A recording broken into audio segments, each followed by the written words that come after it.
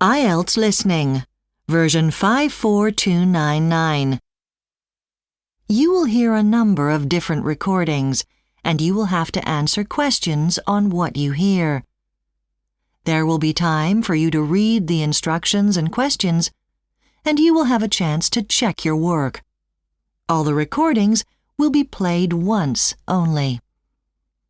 The test is in 4 sections. Write all your answers in the listening question booklet. At the end of the test, you will be given 10 minutes to transfer your answers to an answer sheet. Now turn to Section 1 on page 2 of your question booklet.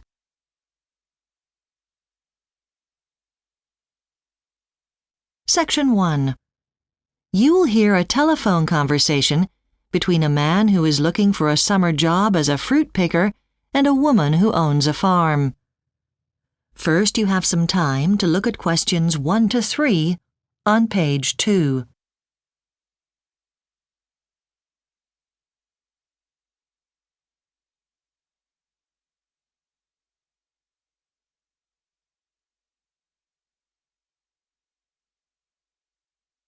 You will see that there is an example that has been done for you.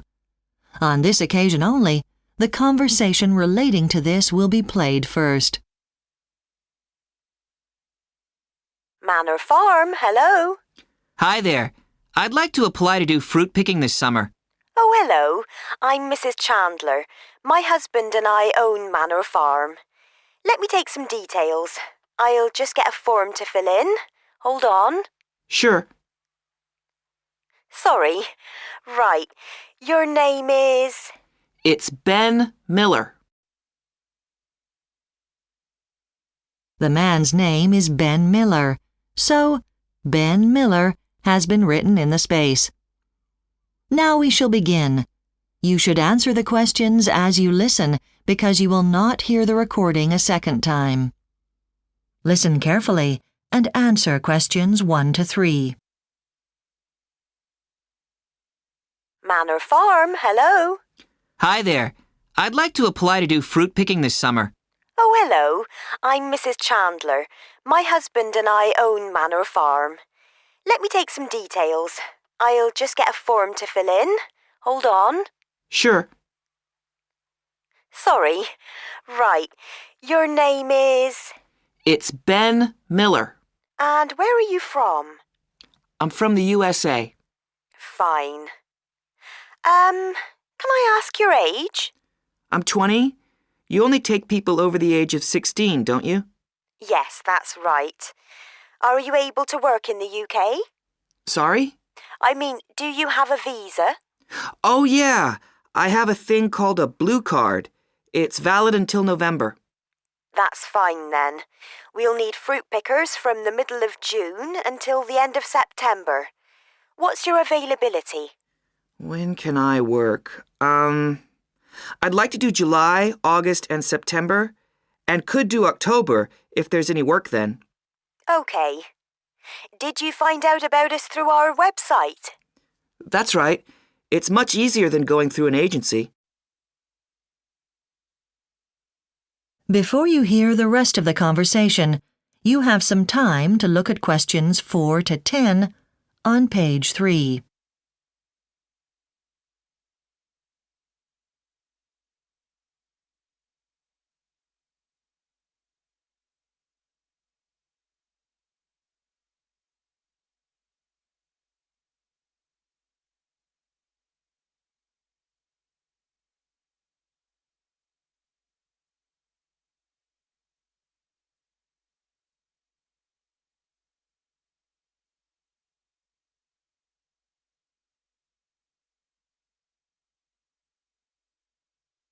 Now listen and answer questions 4 to 10.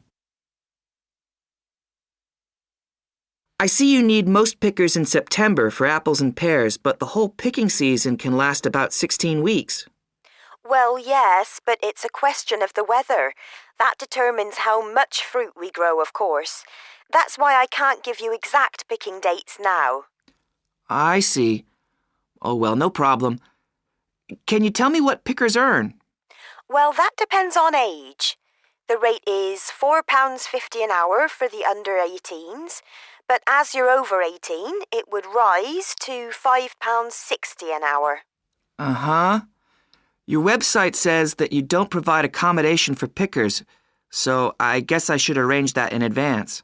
Yes, there is no accommodation on the farm, but there is a campsite about 15 minutes away.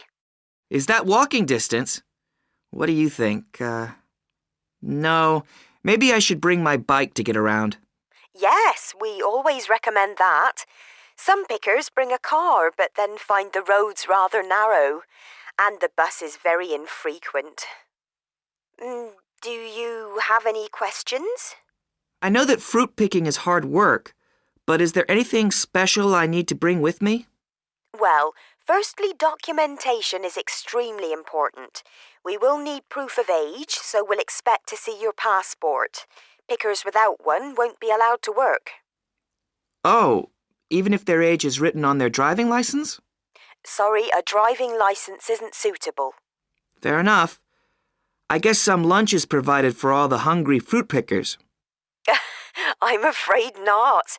You'll need to bring your own food for lunch and, more importantly, enough water to last a full day. It can get very hot, so drinking is vital. Right, like back home. Okay, well, thanks for all the information. What happens now? Well, I'll post a contract to you at the... That is the end of Section 1. You now have half a minute to check your answers.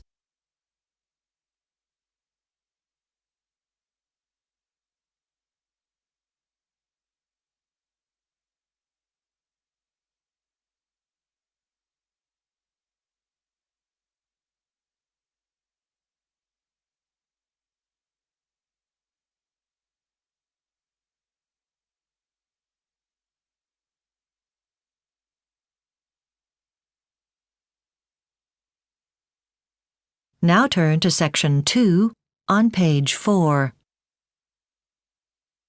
Section 2. You will hear the manager of a new sports center talking to potential customers about the facilities there. First, you have some time to look at questions 11 to 16 on page 4.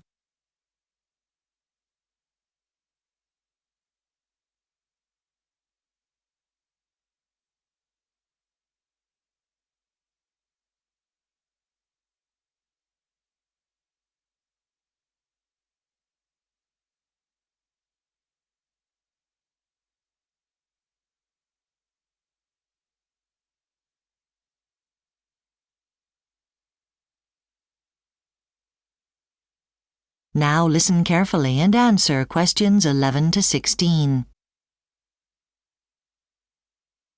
Good evening and welcome to Carrara's brand new Sports and Leisure Centre. First, I'll tell you about our facilities, then feel free to wander around the centre. Now, as you can see from the map I've given you, we're sitting in our cafe, which we hope will be a favourite place to visit after exercising. To one side of us and right in front of you as you enter the complex is the shop. Be sure to have a look in there later as we've got some great opening specials on footwear. On the other side of the cafe, and ideally situated between the cafe and the childminding facilities, we have the playground. You can sit and relax there while your kids have a great time on the equipment. And our childcare facilities are available to anyone using the centre.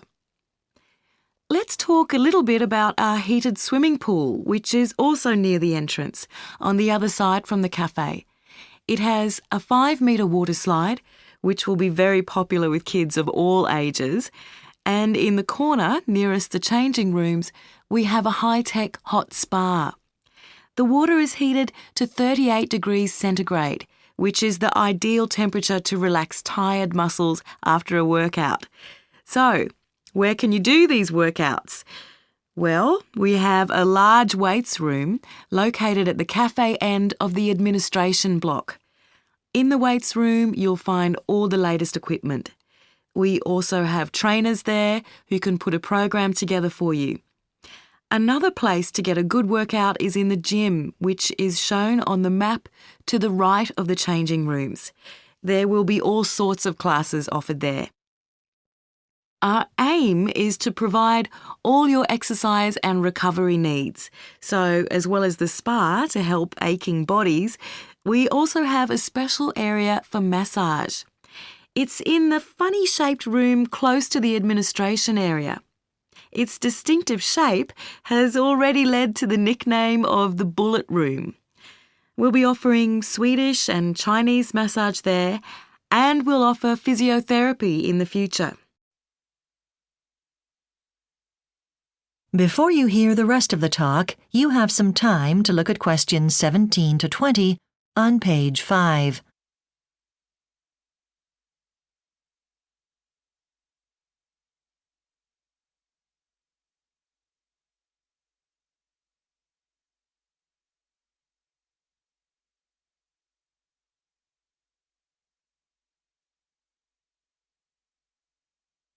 Now listen and answer questions 17 to 20.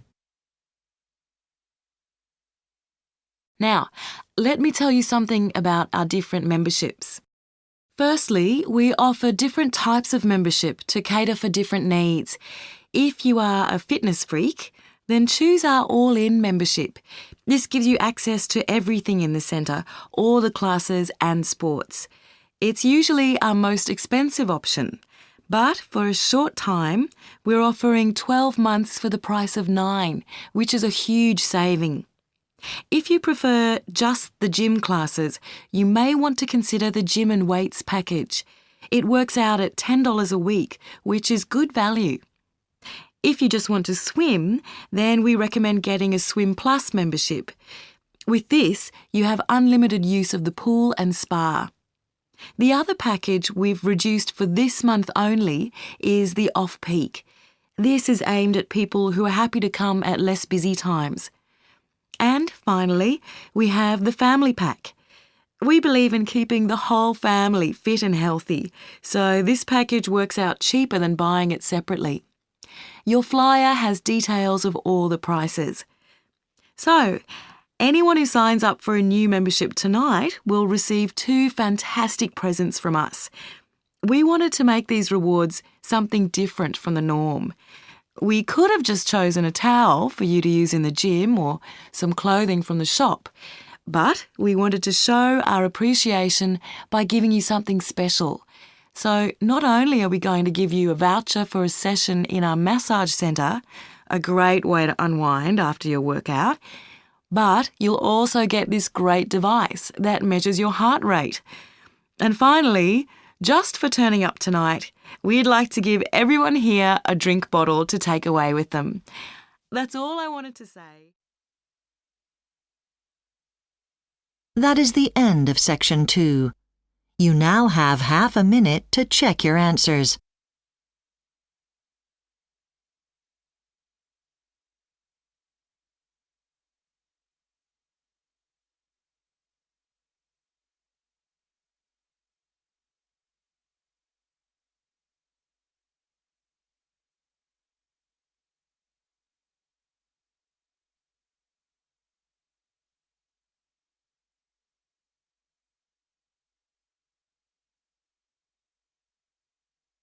Now turn to section 3 on page 6.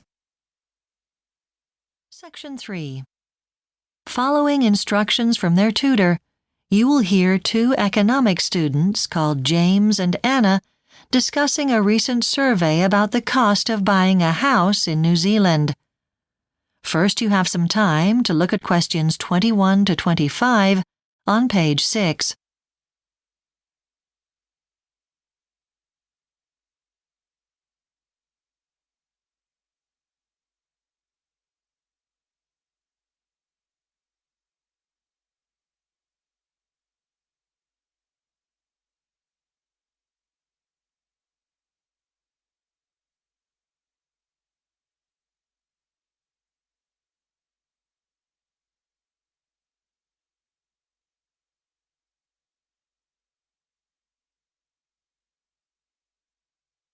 Now listen carefully and answer questions 21 to 25. OK, for this week's assignment, you're going to assess the value survey on house prices. What were the survey's findings? Was it a reliable survey? Work in pairs, discuss what you've read, and generate some ideas for the assignment. All right. Shall we work together, Anna? Sure, James. So, first, how did the value survey actually measure the cost of houses? Because there are lots of ways of calculating it. Well, it looked at all houses, didn't it? New and old. So it started with average incomes across the whole workforce and then worked out house prices in relation to that. I mean, to what people were earning. So it's about affordability, what people pay in real terms. There's no information about the size of a house a typical family can buy. No, that's a limitation. OK, then in the assignment we should give some background. I mean, what's different about the value survey? Yeah, there's lots of these surveys every year. Value is actually one of the newer ones, but it stands out because it gives figures for a range of the largest urban centres, which none of the others do. OK, good point. Then one finding was that New Zealand houses are relatively expensive. Why is that? Because most of them are built of wood, and that's quite cheap. Yeah, it is. But the problem is there are too many regulations and restrictions about where you can build. So if more building sites were created for housing, the costs would come down. That's it, isn't it? Because there are plenty of contractors ready to do the work. Exactly. So, what else? Well, what about transport? I mean, it's all very well to talk about new housing, but how are people going to get there? Is the survey proposing new roads, new rail networks? It should be a coordinated approach. Yeah, but the survey didn't mention it. It's a missed opportunity because a commitment to funding public transport from the outset would improve air quality in our cities. True. OK then, the next survey, what can we expect? It'll look at all the same places, right? Exactly the same. But the next one will give an idea of the way prices are moving. The government may have to think about how house prices are affecting society. Before you hear the rest of the discussion, you have some time to look at questions 26 to 30 on page 7.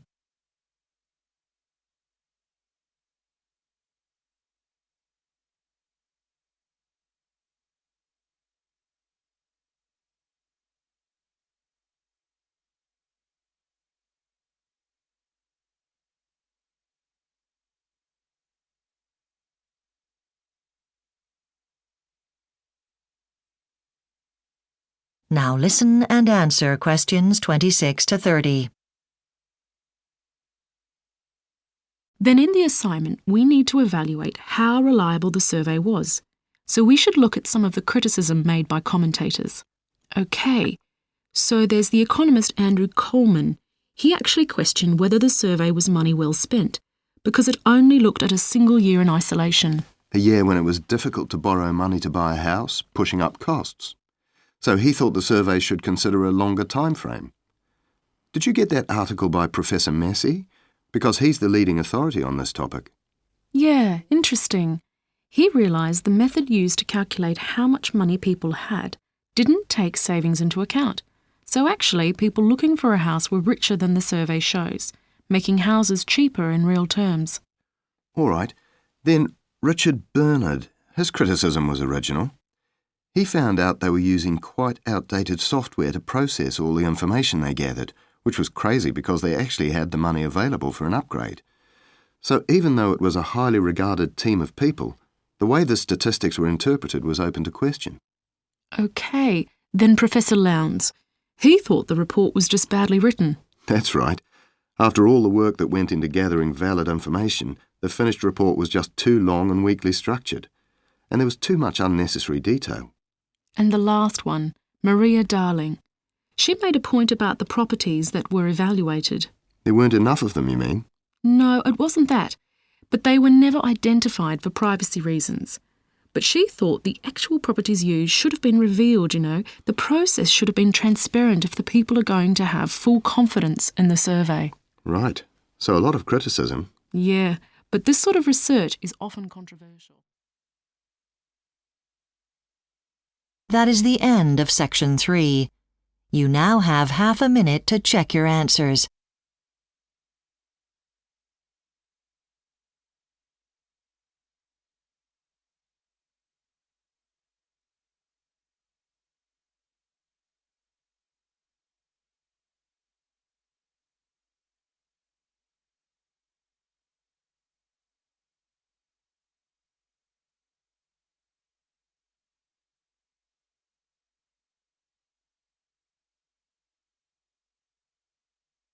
Now turn to Section 4 on page 8.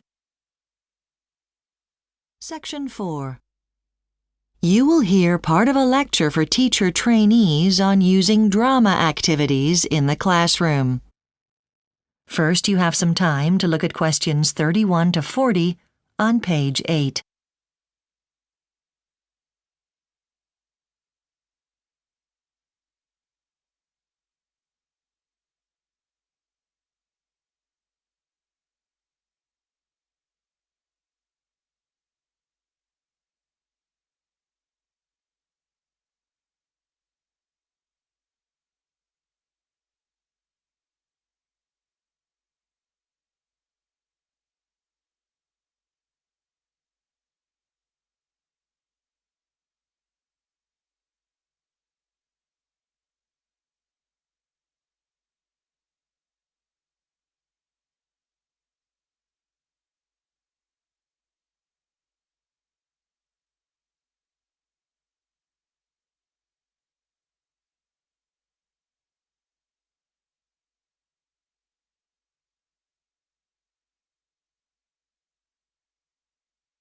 Now listen carefully and answer questions 31 to 40.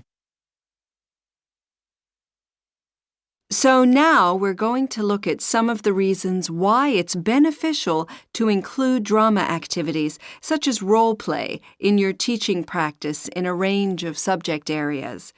There's a lot of evidence to show that drama helps a child's personal development. Firstly, creating the space for children to express themselves freely in a group situation helps to give them confidence in their own opinions and ideas.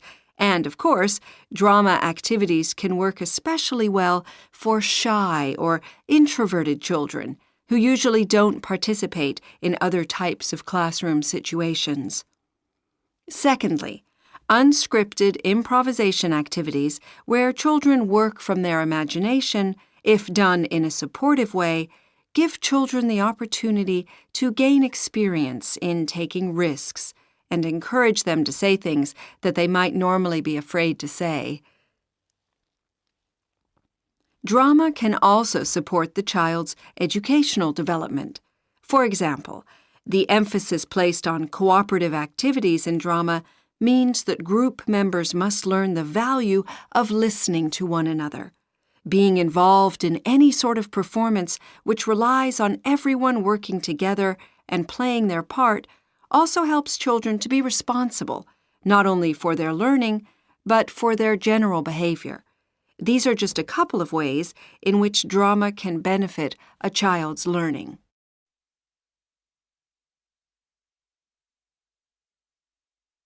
Now I'd like to look at how role play can be such a valuable learning tool in the classroom.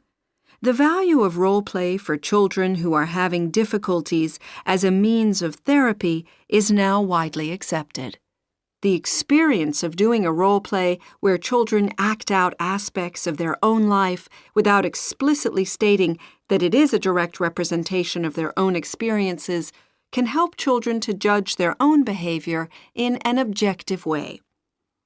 One obvious example would be doing a role reversal with a bully role-playing a victim. Because this approach doesn't involve direct confrontation, it may help the bully to see his or her behavior in a different light. More generally, role play also allows the teacher to explore potentially controversial or taboo subjects in a safe setting in which children feel at ease. It's obviously essential for children to feel they won't be criticized or judged for voicing certain views. Getting children to examine their thoughts and opinions carefully can lead to a deeper self-knowledge and a stronger awareness of morality. This is an important factor in developing social skills. Let's look at a specific subject area now and think about how drama can enrich the learning process for the study of history. Bringing characters from the past to life in the classroom by doing classroom drama activities is an easy way to improve the level of the children's participation in the lesson. So, drama in the history classroom makes for a livelier atmosphere, but getting children to reenact scenes from history can also be extremely useful, as it helps them to remember what happened and why it was important, as well as helping to bring the past alive.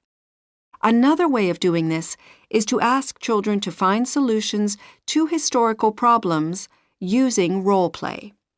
This can help to focus attention on why certain decisions were taken. For example, children can be asked to decide how best to defend their town from attack or where to build a new settlement. Okay, what I'd like to do now is to think about your next teaching practice session and in groups discuss how you would incorporate an element of drama into your lesson plan. That is the end of Section 4. You now have half a minute to check your answers.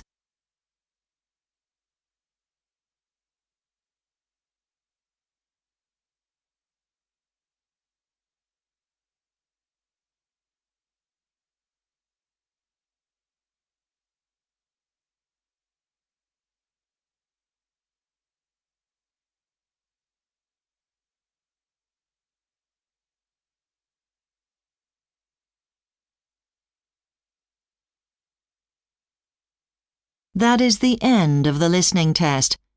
You now have 10 minutes to transfer your answers to the listening answer sheet.